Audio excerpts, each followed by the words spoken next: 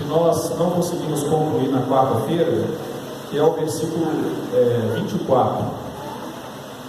E nós temos um número até maior de irmãos, mas eu creio que se Deus já trouxe aqui, nessa oportunidade, embora eu disse para os irmãos, a mensagem não é uma mensagem superficial, é uma mensagem um pouco profunda, no sentido prático, aonde realmente vai nos trazer algum confronto. Mas é a palavra do Senhor, ou seja, é Deus que quer aperfeiçoar a cada um de nós, e é a palavra de Deus. E nós falamos aí na quarta-feira sobre a primeira parte desse versículo, que é o versículo 24 do Evangelho de Jesus Cristo, segundo escreveu João.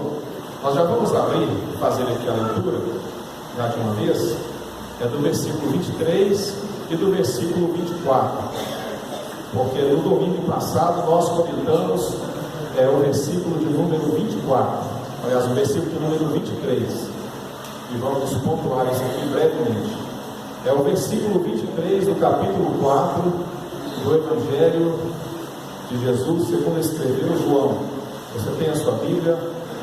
Abra, eu creio que uma boa parte dos irmãos até decoraram, tanto que nós lemos, né? Já lemos várias vezes, mas é muito importante nós olharmos para a palavra do Senhor sempre. Diz assim o versículo 23: mas a hora vem, e agora em que os verdadeiros adoradores adorarão o Pai em espírito e em verdade, porque o Pai procura a tais que assim o adoram. Versículo 24: Deus é espírito, e importa que os que o adoram, o adorem em espírito e em verdade. Amém. No domingo passado nós falamos aí no versículo 23, pontuando 5 verdades, pelo menos somente citando aqui para recapitularmos rapidamente, as verdades que nós encontramos nesse texto que nós escolhemos para comentar. A primeira verdade foi a questão do tempo histórico, quando Jesus disse para a mulher: o tempo chegou, a hora chegou. E a segunda revelação é a revelação que a adoração ela pode ser verdadeira ou ela pode ser falsa. Na verdade, a adoração falsa ela se configura em uma não adoração, mas podemos nos apresentar a Deus pensando que estamos adorando, mas não estamos. Então é a adoração verdadeira e a adoração falsa. A terceira revelação é que a única adoração que existe, que importa na verdade, é a adoração que é dirigida ou motivada pelo Espírito, o nosso Espírito, a nossa voluntariedade. E a quarta, a única adoração que existe é aquela que é dirigida a Deus, o Pai. Nós explicamos a diferença de Deus como Senhor, como Criador somente, e Deus como Pai. E a quinta revelação, nós falamos sobre quem é que define quem é e quem não é adorador. Ou seja, eu não posso me auto-intitular adorador.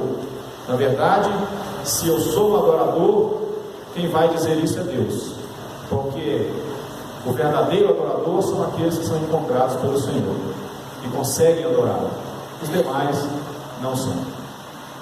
E aí nós falamos na quarta-feira a primeira parte do versículo 24, onde nós comentamos nas vezes anteriores que estaríamos aprofundando um pouco mais na questão do Espírito. Falamos da questão de Deus é Espírito, e importa que os que o adorem em Espírito. Então nós gastamos aqui um dia somente para poder falar isso, porque eu achei de muita importância para nós, e eu creio que os irmãos que estiveram puderam aproveitar, porque é uma verdade muito profunda. Essa é uma verdade muito profunda, que nós voltamos à questão da criação, ou seja, se Deus é Espírito, logo também nós somos Espíritos, e esse Espírito nós recebemos de Deus, e nós pontuamos que Deus ele que disse: aquilo que é da terra, que é do pó, vai voltar para o pó, e aquilo que é de Deus, que é do Espírito, vai voltar para Deus. E falamos sobre a imagem e semelhança, que foi o propósito de Deus, e que era a vontade do diabo, de Satanás, de Lúcifer, naquela época. Lemos o versículo de Isaías, onde ele disse: subirei acima das estrelas de Deus, e serei semelhante ao Altíssimo. Ou seja, o desejo de Lúcifer era exatamente ser semelhante a Deus.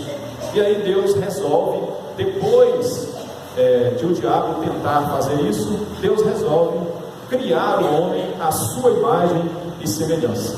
Então, ou seja, o ser humano, você e eu, nós somos um alvo do diabo desde muitos e muitos anos, desde antes da existência da criação do ser humano, já é almejado pelo diabo, ou seja, ele quer ser aquilo que você é, porque na verdade somos imagem e semelhança de Deus. E se somos imagem e semelhança de Deus, nós explicamos aí as grandes vantagens que temos de sermos imagem e semelhança de Deus. O poder de Deus está sobre nós. Então a primeira parte, para nós entrarmos aqui nessa segunda parte desse versículo, a primeira parte é: Deus é Espírito, e importa que os que o adorem em Espírito. Antes eu gostaria que você olhasse para a sua Bíblia, somente para explicar essa parte aqui que é importante. O versículo 23, eu gostaria que você olhasse para a sua Bíblia e você tirasse a palavra verdade ou verdadeiro. E você vai perceber que o versículo não deixaria de ficar com sentido, né? O versículo 23 diz assim: mas a hora vem, e agora que os adoradores, pulando aí a palavra verdadeiro ou verdade, a hora vem e já chegou, em que os adoradores adorarão o Pai em espírito, porque o Pai procura tais que o adorem. Fica fácil de entender também, não fica? Dá para entender sem nenhum problema. E o versículo 24: Deus é Espírito, e importa que os que o adorem em espírito. Também fica entendível, dá para se entender claramente. Mas como eu expliquei para os irmãos aqui em uma das nossas falas aqui anteriores, as palavras são muito importantes. Então nós temos que olhar para a Bíblia e nós precisamos crer. Até eu disse para os irmãos aqui um dia que tem aquelas Bíblias que traz a palavra de Jesus ou a palavra de Deus, algumas em verde, outras em vermelho, né? Destacando aquilo que Jesus falou e aquilo que Deus falou.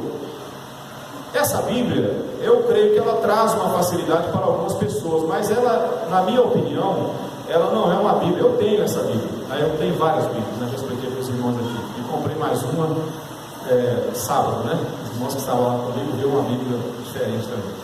Nós fomos para um treinamento no sábado e lá tinha uma Bíblia diferente, que eu já comprei ela também, que diz respeito ao nosso trabalho aqui do GAM, uma Bíblia específica, né, para recuperação de drogados, viciados. É uma Bíblia que tem algumas observações diferenciadas. Mas é muito importante que nós demos atenção à palavra. Eu já disse, quando nós olhamos para a Bíblia, na verdade não é necessário nós termos assim destacado quais são as palavras de Jesus, quais são as palavras de Deus, porque na verdade a Bíblia já afirma: toda Escritura é inspirada, toda ela. Se eu começar a querer separar aquilo que Deus disse, assim diz o Senhor, ou querer separar aquilo que Jesus falou, daquilo que os apóstolos falaram, daquilo que os profetas falaram, daquilo que os patriarcas falaram, nós vamos criar muita dificuldade. Nós vamos trazer para nós muitas dificuldades. Nós temos que trabalhar com a palavra de Deus, que toda ela é inspirada. Até a palavra de Satanás, do diabo, que está aqui registrada, ela foi inspirada por Deus. Ou seja, Deus permitiu e deixou a ordenança para que ela fosse escrita, porque ela tem proveito para nós, mesmo sendo a palavra do diabo. Está lá no livro de Jó e algumas outras pontuadas ao longo das Escrituras. Mas nós temos que crer que a Bíblia é a palavra de Deus, é inspirada por Deus. Tudo que está escrito para o nosso proveito e para o nosso aprendizado. Então nós temos que olhar para a Bíblia e não precisamos ficar pensando: isso aqui foi Paulo que disse. Não foi Paulo que disse, foi o Espírito de Deus quem disse através de Paulo. Foi Isaías quem disse. Não foi Isaías quem disse, foi o Espírito de Deus quem disse por meio de Isaías.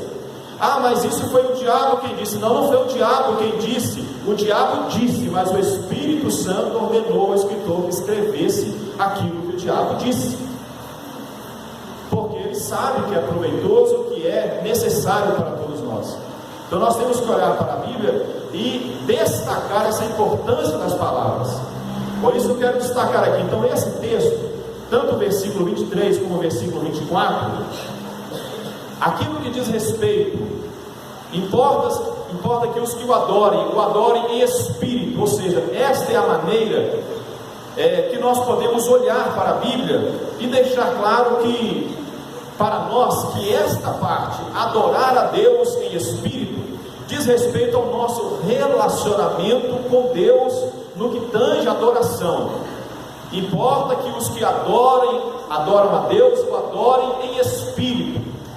Então significa que essa parte, a parte do nosso espírito em relação à adoração, diz respeito ao nosso relacionamento com Deus. Mas a nossa adoração não para aí. É isso que o texto está dizendo, que adore a Deus em espírito e em verdade.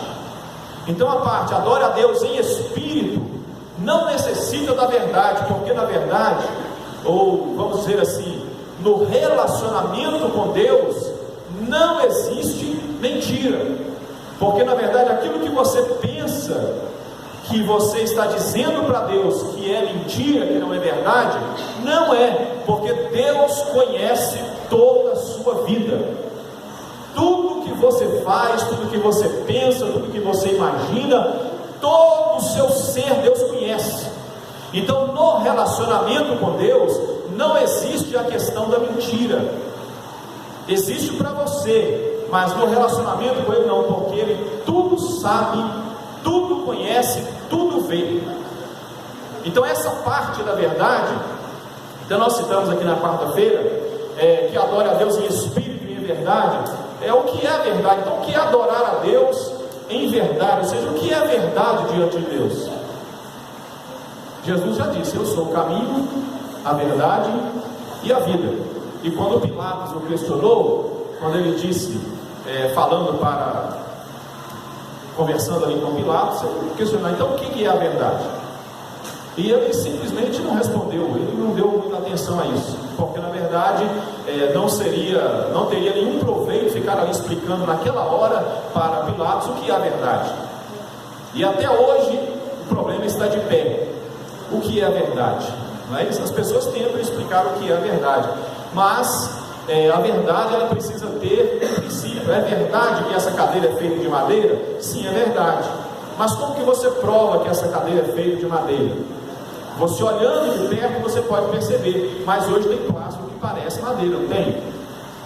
Tem ferro que parece madeira. Então para você explicar, você terá que esmiuçar, você terá que cortar, você terá que examinar, terá que levar para o laboratório, etc, para você conseguir, que a metodologia, a gente chama de metodologia científica, que é a única coisa que comprova que pode dizer alguma coisa a respeito de alguma coisa, é a metodologia científica, que é por experimento.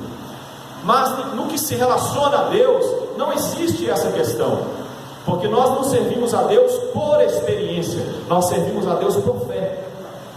E a própria palavra já diz: tudo aquilo que não é de fé é pecado. Ou seja, se alguém se relaciona com Deus querendo, naquela arrogância do ser humano, dizendo assim: eu quero que o Senhor prove para mim que o Senhor é Deus. Isso é uma arrogância. Deus já fez isso? Sim, já fez, para uns poucos. Mas isso na verdade é uma tolice do ser humano, quando ele quer se relacionar com Deus no âmbito das provas, no âmbito das evidências, porque na verdade as evidências estão diante de nós. Todas as evidências da existência, da graça e da misericórdia de Deus está diante de nós, é só nós abrirmos os olhos para ver. É por isso que Jesus, quando ele veio, muitas pessoas não conseguiram enxergar, e ele mesmo disse que os olhos estavam tampados, vedados, para que não entendessem, ouvindo, não entendessem, não conseguissem entender, mas porque eram, vamos dizer assim, não era uma verdade, sim era uma verdade, mas eles não estavam entendendo. É como uma criança quando está aprendendo, até ele entender que é verdade que 2 mais 2 mais 2 é 6, e que 3 mais 3 também é 6, como eles começam a decorar os números e não raciocinar logicamente, isso demora um pouco, mas não deixa de ser verdade até que ele chegue àquele conhecimento, que ele vai ver que é a mesma coisa, tanto faz. Você pegar 3 mais 3 como 2 mais 2 mais 2, não vai fazer diferença alguma, mas ali existe uma diferença na apresentação, e para servir a Deus nós não podemos ser desta maneira. Nós devemos olhar para a palavra de Deus e crer que ela é a palavra de Deus. Então quando diz, importa que os que o adorem em espírito, significa que você deve se aproximar de Deus e acreditar que você está diante de um Deus que conhece não somente aquilo que você fala, mas Ele conhece aquilo que você pensa.